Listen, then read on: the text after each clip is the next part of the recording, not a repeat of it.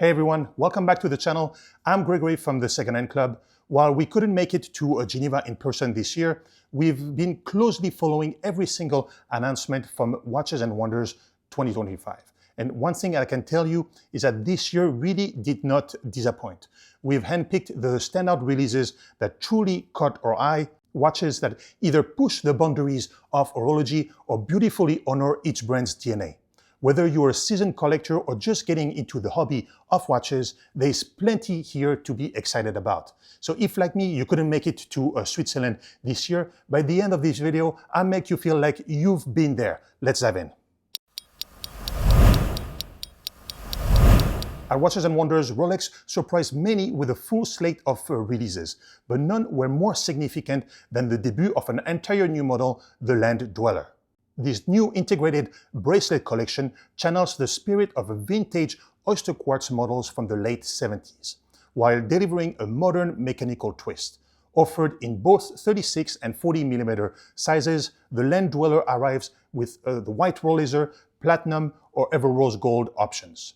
You can choose between two bezel styles, one footed with Arabic numerals at 6 and 9, or a gem set variant with baguettes on the bezel and the dial.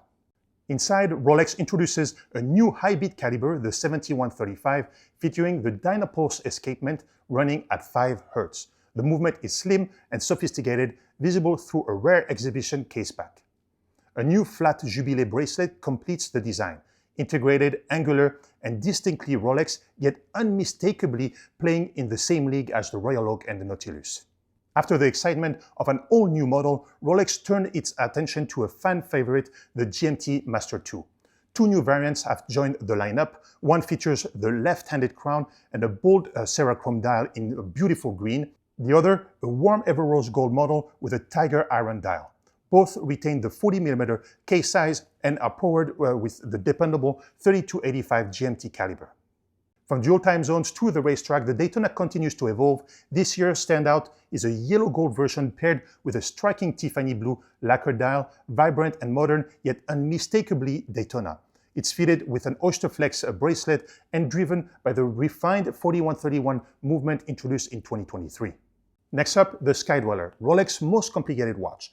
It gets a dramatic new look in full yellow gold with a deep green dial. It's a bold visual pairing complemented by a Jubilee bracelet. Inside, the caliber 9002 allows for intuitive operation of the dual time zone and annual calendar through the bezel and crown. For those leaning towards elegance and dressability, the Perpetual 1908 sees a subtle but meaningful update. It now comes with a newly designed 7-link bracelet in yellow gold called the Settimo. This intricate construction of tiny rounded links gives a refined profile that suits the dressy tone of the model. The caliber 7140 with its Siloxy airspring and Paraflex shocks absorbers remains visible through the caseback. Adding a bit of playfulness back into the catalog, the Oyster Perpetual returns two colors. This time we get 3 pastel shades, purple, yellow, and green, across the OP28, 36, or 41mm sizes. These tones are more muted than the vibrant Stella-inspired models, but still bring a cheerful presence to the lineup.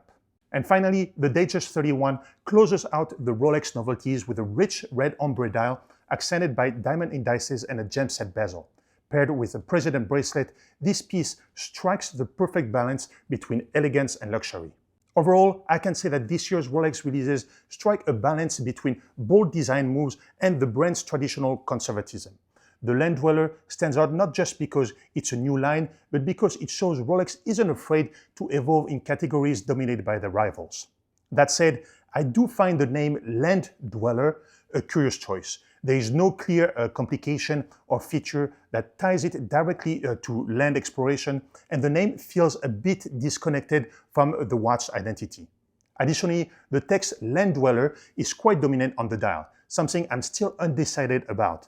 It may take seeing the watch in person to truly appreciate how it feels on the wrist. Regardless, I can't wait to get my hands on one, and as always at the Secondhand Club, we expect to be among the first to have access to these models on the secondhand market in North America. If you're interested in the new Land-Dweller or any of the 2025 Rolex releases, feel free to reach out or become a member. We'll make sure you're among the first to know when they hit the market, and we guarantee to offer the best prices available. Following Rolex, Jaeger-Lecoultre, my favorite brand, reminded us of their incredible heritage and savoir-faire by putting the spotlight squarely on the reversal. This year feels like a fresh start for Jaeger-Lecoultre, with the return of Jérôme Lambert as the CEO leading the charge. The brand is clearly focused on re-establishing its place at the top of collectors' minds. And the way they're doing it, by going back to what they do the best, the reversal.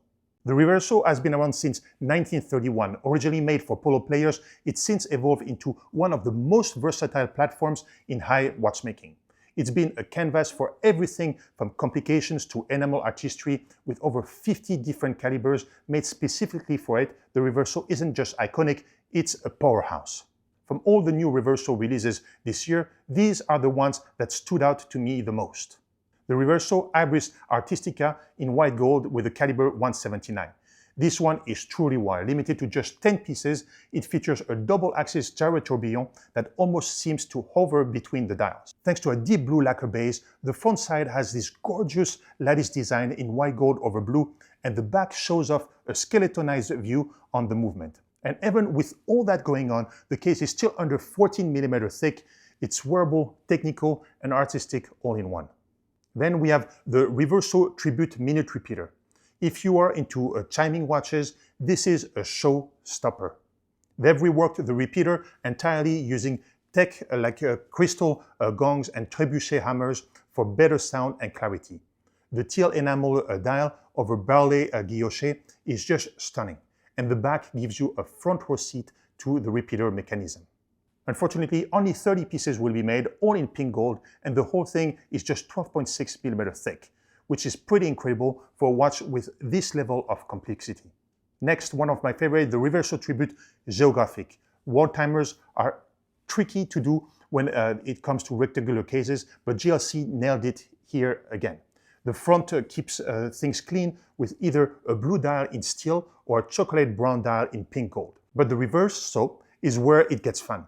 It's a laser engraved wall map with a rotating 24-hour ring and fixed CD names. It's powered by the all-new caliber 834, and it comes with two straps from Casa Fagliano. The pink gold version is limited to 150 pieces, while the steel joins the main collection. Keeping the best for the end, the Reverso Tribute 90ème Enamel is probably my favorite release of this year. This limited edition of 90 pieces in pink gold adds poetic beauty to technical watchmaking.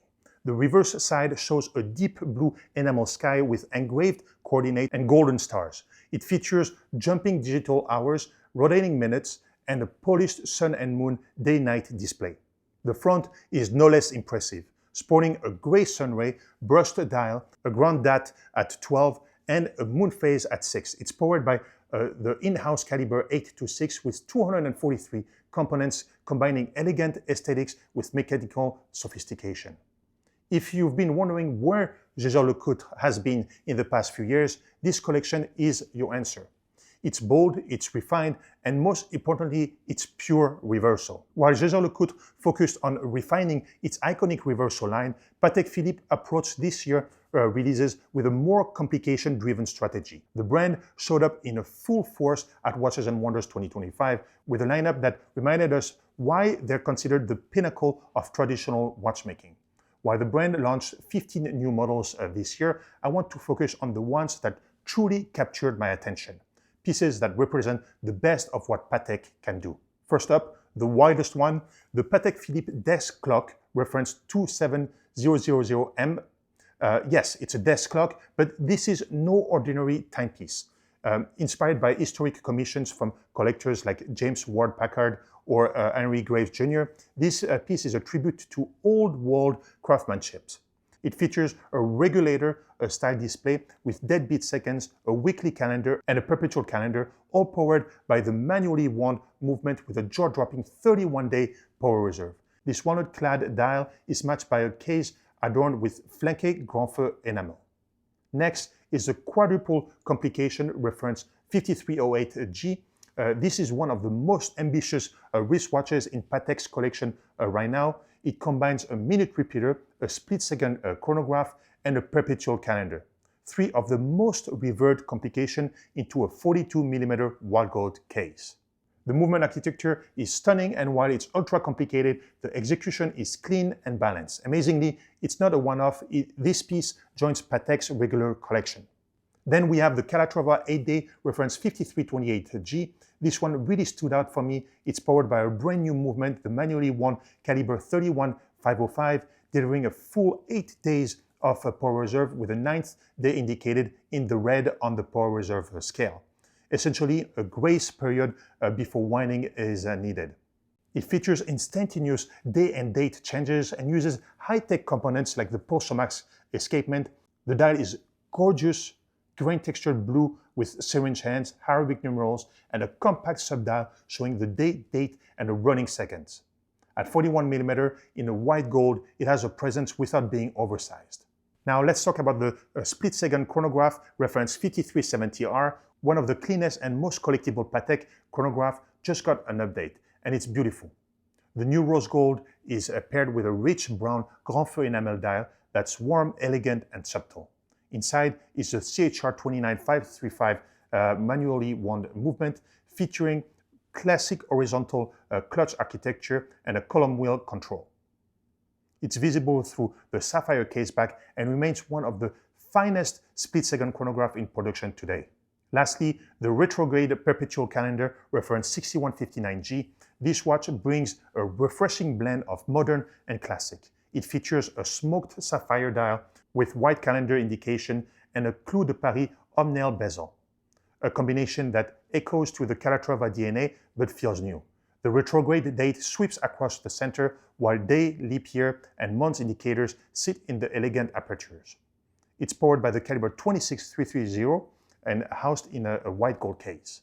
Patek 2025 releases are a reminder that even the most traditional watchmaker in the world can still surprise us, whether it's through extreme complications, entirely new movements, or refined aesthetics. Patek Philippe continues to set the benchmark for high horology. Each of these models tells its own story, but all of them share the same DNA: craftsmanship, precision, and enduring value. Now let's go from Geneva to Glashütte. Lange Söhne offered a more focused but equally compelling release this year. When Lange Söhne releases something new, it's not just another watch, it's an event. And this year at Watches and Wonders, the brand introduced a piece that's already generating serious buzz, the Odysseus in honey gold. With only 100 pieces being produced, it's safe to say that getting your hands on one will be nearly impossible. Demand for Lange is already sky high, and this one, with its combination of rarity, craftsmanship, and subtle luxury, is sure to disappear instantly. This is the first time Lange has paired its proprietary honey gold alloy with a full bracelet, and the result is stunning. Honey gold isn't just about aesthetics, it's harder than traditional gold alloys, making it incredibly difficult to machine, which is why Lange reserves it for very special and limited editions.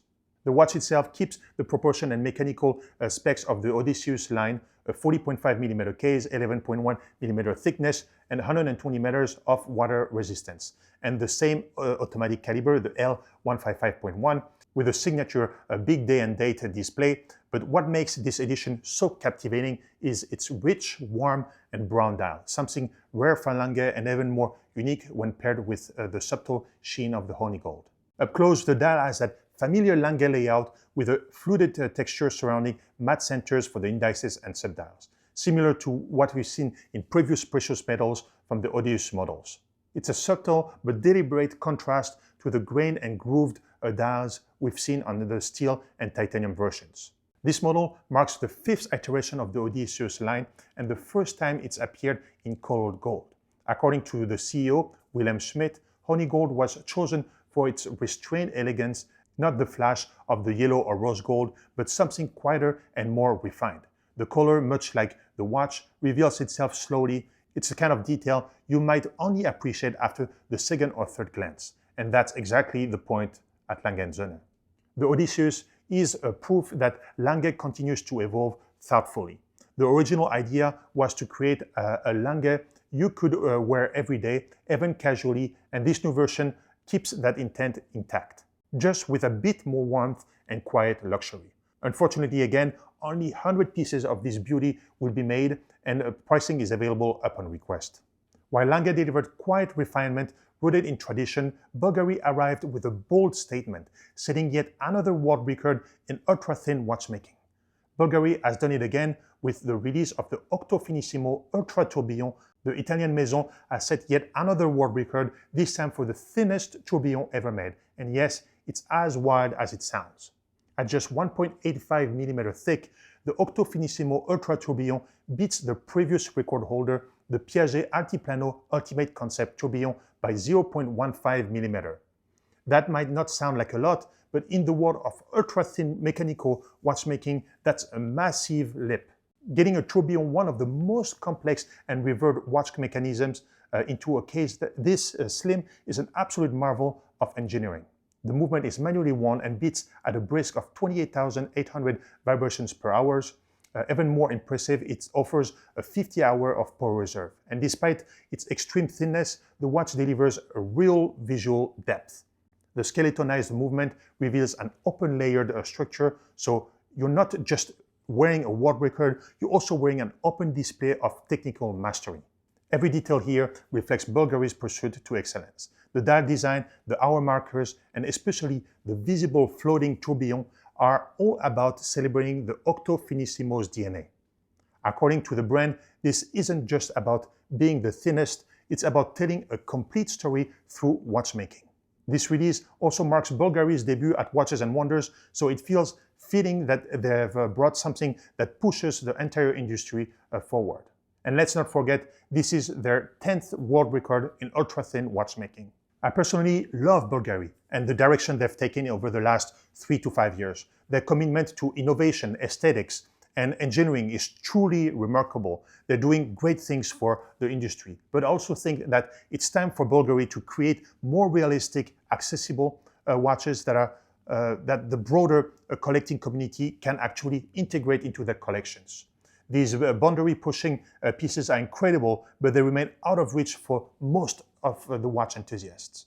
After Bulgari's technical flex into the ultra-thin space, Cartier brought the conversation back to design, reviving one of its iconic, enigmatic, and rare creations. Cartier brought something truly special to Watches and Wonders this year, the return of the tank à guichet.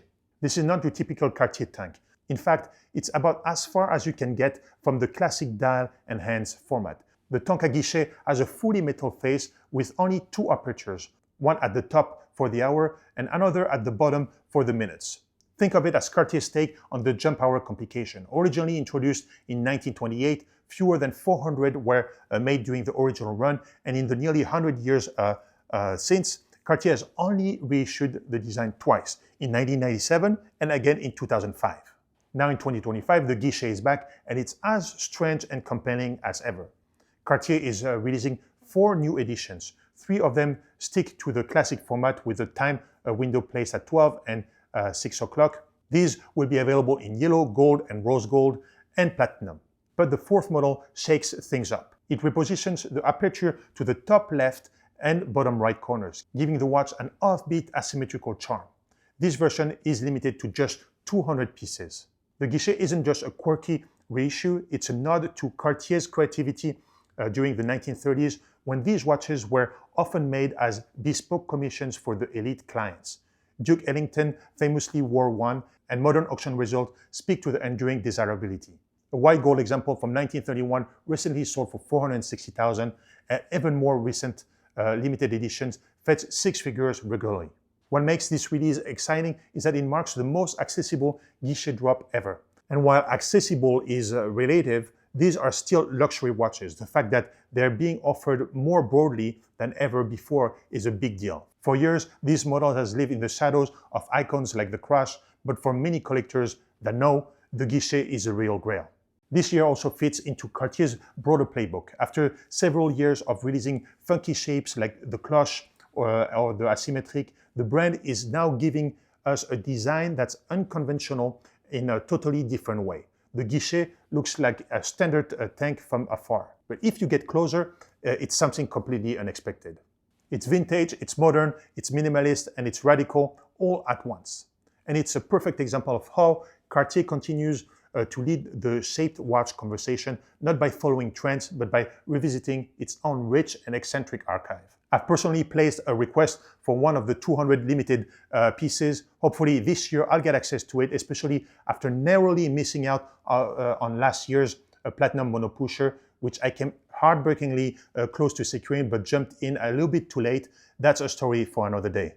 While Cartier revisited one of its most elusive designs, FP Journe introduced something entirely new. Stealthy, technical, and unmistakably modern. As a tradition at FP Journe, what starts as a one-off for only watch often finds its way into the regular collection. And this year, that watch is the Chronometre Furtif. It carries the same dimensions and movement as the only watch version, but introduces a completely different look and material execution. The Chronometre Furtif is unlike anything else in the brand's current lineup. A dark, minimalist sports watch that leans hard into the concept of stealth. Almost the entire case and bracelet are made of a tungsten carbide, a material typically used for industrial tools thanks to its extreme hardness. That alone makes it a standout. The name Furtif means stealthy, fits perfectly, especially when paired with a dark gray fired enamel dial. The markers are laser engraved and only really visible in the right angle, mostly for the wearers themselves. At 42mm wide and only 9.5mm thick, it's classically proportioned in the typical Journe style. Its presence is felt not through a flash, but through a weight coming into around 250 grams. Despite that heft, the flat case and bracelet design are meant to ensure that it wears very comfortably. While I haven't seen this watch in person yet, from all the images and descriptions and my experience, it looks like an understated yet bold creation. One that speaks softly but says a lot. It's a refined, stealth-forward take on Journe's design philosophy. The movement inside the Chronometre Furtif is the manual wind caliber 1522, which builds on the foundation of the Chronometre Souverain, but it brings some more important innovations. There is a moon phase and a pour reserve indicator on the back of the watch, and notably it features a center seconds. This is not a limited edition, but don't expect it to be easy to find. Priced at 85,000 Swiss francs, so just above 90,000 US dollars before tax. The Chronometre Furtif is exclusive to FP Journe boutiques and select retailers, and with this kind of aesthetic and technical refinement, demand will no doubt be high. As always, at the Secondhand Club, we specialize into independent watchmakers, and Journe specifically will likely be one of the first to have access to this piece on the secondary market. So if you're not expecting to be considered for allocation directly, feel free to reach out. We'd be happy to add you to our list of potential buyers when the watch hits the market. To me, the Chronometre Furtif represents one of the most compelling directions FP Journe has taken in recent years. It's unique, quietly confident, and completely in line with what makes the brand so special. That said, I do hope that FP Journe begins to evolve the line sport collection in a more practical direction. The potential is there, but right now, many models in the line sport are built entirely in precious metals, making them overly heavy for everyday wear. A thoughtful update, perhaps introducing a quick release bracelet system that offering more versatile options with rubber or leather straps would go a long way. As other brands continue to modernize and meet collectors where they are, I'd love to see Journe respond with equal innovation, particularly in a segment that clearly has room to grow. And to finish, let's talk about one of the most visually striking duos we saw at Watches and Wonders, two bold and elegant creations from Moser that take the concept of dial artistry to a whole new level. On one side, you have the Endeavour Center Seconds concept purple enamel, a 40mm stainless steel piece with a mesmerizing deep violet hue they've named the Purple Haze. And on the other hand, you have the Endeavour Tourbillon concept turquoise enamel, larger at 44mm case in a rich 5N red gold, and fitted with a flying tourbillon at 6 o'clock. Both feature dials that are completely clean, no logo, no indices, just pure enamel color on a hammered texture dial. What makes these dials so special is the Grand Feu enamel technique. Moser layered finely crushed pigments 6 times over white gold, firing the dial repeatedly to create this kind of depth and color saturation. The result is a texture that feels almost liquid under the light, especially with the purple and turquoise tones sitting side by side.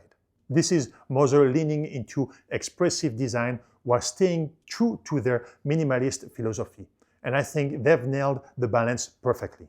So there you have it. Watches and Wonders 2025 delivered some of the most exciting releases we've seen in some years.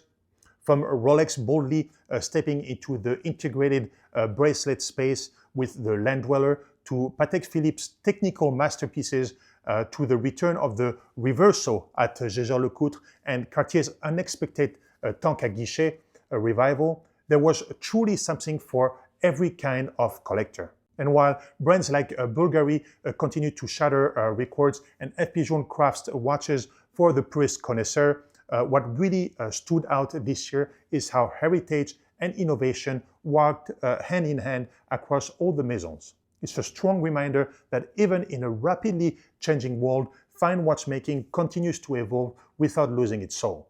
If you enjoyed this video, don't forget to like, subscribe, and leave a comment with your favorite release from this year.